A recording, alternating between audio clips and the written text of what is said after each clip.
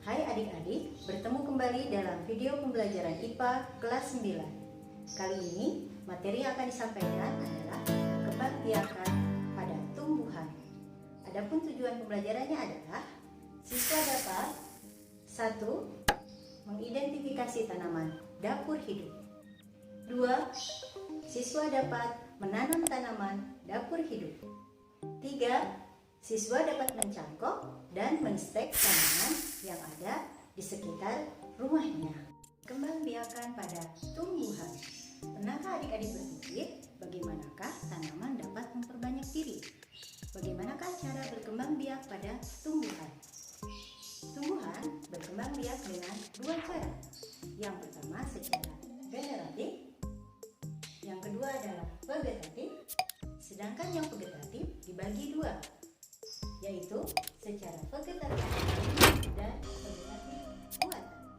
Berkembangbiakan generatif adalah perkembangbiakan yang didahului dengan proses penyerbukan, dilanjutkan dengan proses pembuahan. Sedangkan penyerbukan itu sendiri artinya adalah proses menempelnya serbuk sari di atas kepala putik. Sedangkan proses pembuahan adalah proses meleburnya sel kelamin jantan dengan sel kelamin betina. Sekarang kita perhatikan gambar bunga. Pada bunga terdapat alat kelamin jantan dan alat kelamin betina, di mana alat kelamin jantan disebut dengan benang sari dan alat kelamin betina disebut dengan putik. Benang sari menempel di atas kepala putik, disitulah akan terjadi penyerbukan. Sedangkan penyerbukan itu sendiri ada 4 macam. Apa sajakah proses penyerbukan itu? Mari kita mendengarkan penjelasan dari Joni, adik kita yang pintar. Yang pertama adalah penyerbukan sendiri, yaitu penyerbukan yang terjadi pada bunga itu sendiri. Nah, untuk lebih jelasnya dapat Anda lihat pada bunga berikut ini.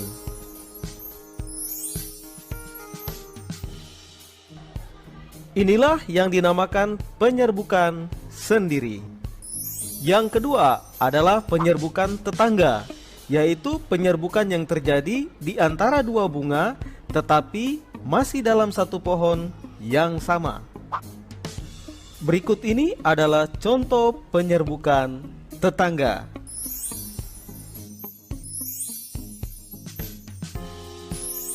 Yang ketiga adalah penyerbukan silang, yaitu penyerbukan yang terjadi di antara dua bunga yang sejenis namun berbeda pohonnya. Untuk lebih jelasnya dapat Anda lihat pada contoh bunga-bunga di bawah ini.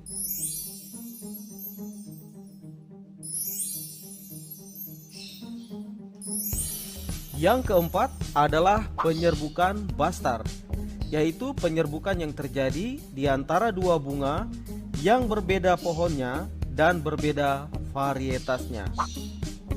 Sebagai contohnya bisa Anda lihat bunga-bunga di bawah ini. Perkembangbiakan vegetatif alami, yaitu perkembangbiakan secara tidak kawin tanpa bantuan manusia. Apa saja yang termasuk ke dalam vegetatif alami? Mari kita lihat satu persatu. Yang pertama adalah spora. Yang kedua adalah rizoma.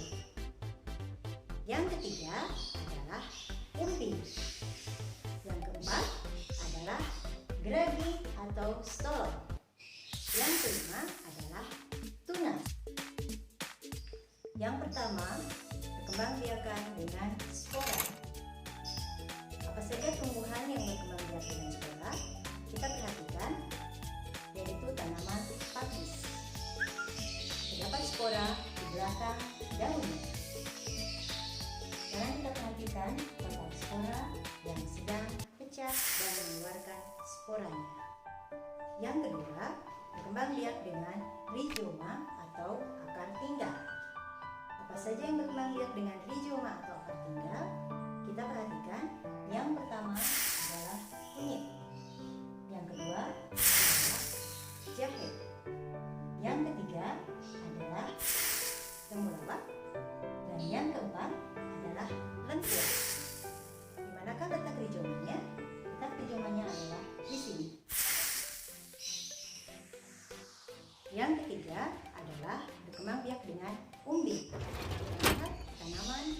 berkembang biak dengan umbi. Yang pertama adalah ubi jalar. Yang kedua adalah bawang. Yang ketiga adalah wortel. Yang ketiga adalah geragi atau stolon. Tanaman apa saja? Kita perhatikan contohnya. Yang pertama adalah stroberi. Yang kedua adalah semanggi. Yang ketiga adalah rumput teki.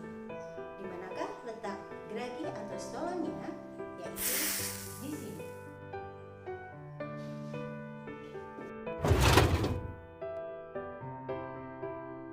Yang kelima adalah tunas. Kita lihat tumbuhan apa saja yang masuk kembang biakan dengan tunas.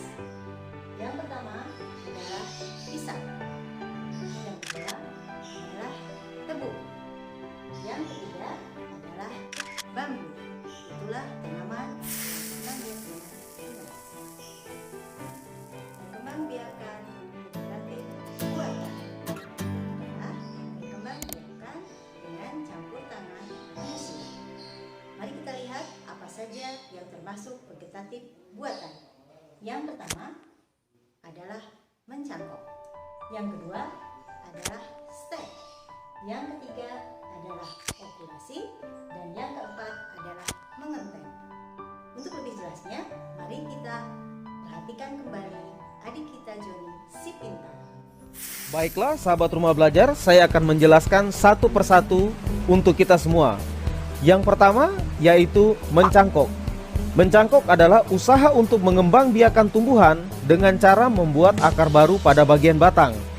Untuk lebih jelasnya, dapat kita lihat langkah-langkah berikut ini. Yang pertama, pilih bagian batang yang sesuai untuk dicangkok. Kemudian, sayat bagian kulit kayunya sekitar 10 cm. Setelah itu, lepaskan kulit kayu dan basahi dengan air. Kemudian, pastikan bidang cangkoknya tertutup dengan media cangkok. Dan yang terakhir, setelah beberapa waktu kemudian, jika cangkokan sudah mengeluarkan akar, maka tanaman siap untuk ditanam. Contoh tanaman yang bisa dicangkok adalah pohon mangga, pohon jambu, pohon rambutan, dan lain-lain. Yang kedua yaitu stek. Stek adalah cara mengambil atau memanfaatkan bagian tanaman, baik batang, akar, ataupun daun yang dikembangbiakan sebagai tanaman baru. Berikut ini saya berikan contoh langkah-langkah stek batang. Yang pertama, pilih batang yang sesuai dan potong sekitar 10-15 cm. Berikutnya, batang yang ditanam biasanya memiliki mata tunas. Dan yang terakhir, tanaman akan mulai bertumbuh setelah beberapa waktu kemudian. Contoh tanaman yang bisa di stek batangnya adalah ketela pohon. Yang ketiga yaitu okulasi. Okulasi adalah perkembangbiakan tumbuhan dengan cara menempelkan tunas. Berikut ini adalah langkah-langkahnya. Yang pertama, pilih batang penerima tunas yang sesuai. Kemudian disayat bagian kulitnya dengan lebar 8 mm dan panjang 2 cm. Langkah kedua, pilih batang pemberi tunas yang sesuai. Kemudian sayat bagian yang ada tunasnya dengan ukuran lebar 8 mm dan panjang 2 cm. Kemudian tempelkan tunas pada batang penerima. Tunas itu akan mulai tumbuh beberapa waktu kemudian. Contoh tanaman yang dapat diokulasi adalah pohon mangga, pohon kakao, dan lain-lain. Yang keempat yaitu mengenten. Mengenten adalah menyambung atau menggabungkan batang bawah dan batang atas dari tumbuhan sejenis untuk mendapatkan kualitas tanaman yang lebih baik. Berikut ini adalah langkah-langkahnya. Yang pertama, potong bagian yang akan disambung 1-2 cm.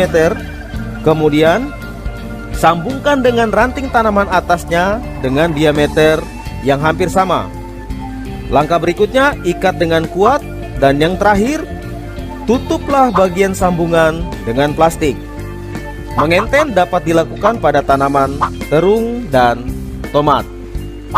Sahabat rumah belajar, itulah beberapa contoh vegetatif. Sebagai tugas di rumah, cobalah adik-adik mengidentifikasi tanaman yang termasuk dapur hidup. Cobalah kalian menanam tanaman yang termasuk ke dalam dapur hidup.